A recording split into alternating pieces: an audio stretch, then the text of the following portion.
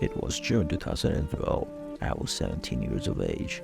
I lost my parents and younger sister in a car accident when I was 8 years old. Since then, I lived with my grandma.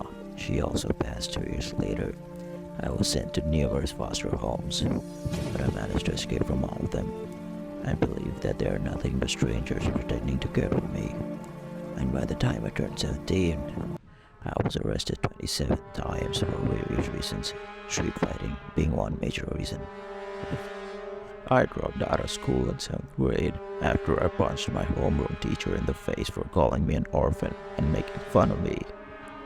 It was a Wednesday evening. I was leaving the police station for yet another fight I got into. I had decided that I will not get into any more trouble since I will be turning 18 soon and they might put me in jail rather than just giving me warnings. I was walking home, or it could be called a home. I used to live in a trailer park. I was walking down an alleyway and I heard the crying noises of a girl, but I ignored it. I continued walking as I saw a man right past me dragging a little girl, probably 6 to 7 years old, to a nearby house. The girl looked at me and started asking for help. At first I believed that she may be his daughter and the father is just strict. I slowed down my steps in order to listen what the man has to say as he slapped the girl in the face and called her a little bitch. She yelled to me, "Big brother, help." That's when I lost it.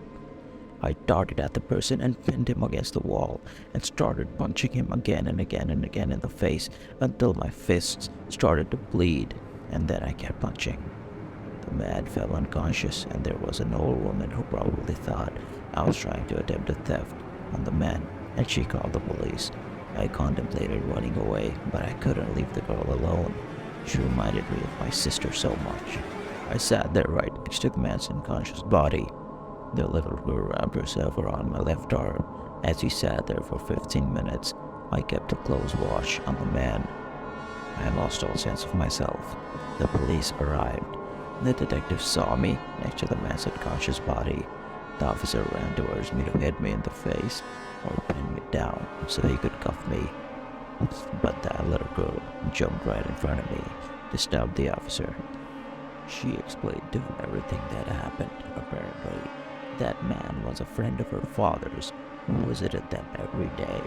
The thing that I noticed while she was bravely answering the detective, she was referring to me, Big Brother, the whole conversation. I was left after the medics patched up my hands. It's been 9 years now, and that day, I found a little sister again. Ever since that day, I try to visit her once every week, and I love every moment of it. Thank you to Mr. James Rico for sending in this amazing story. Thank you guys for tuning in. If you want me to narrate your experiences, you can email me your experience. The ID will be mentioned in the description box below.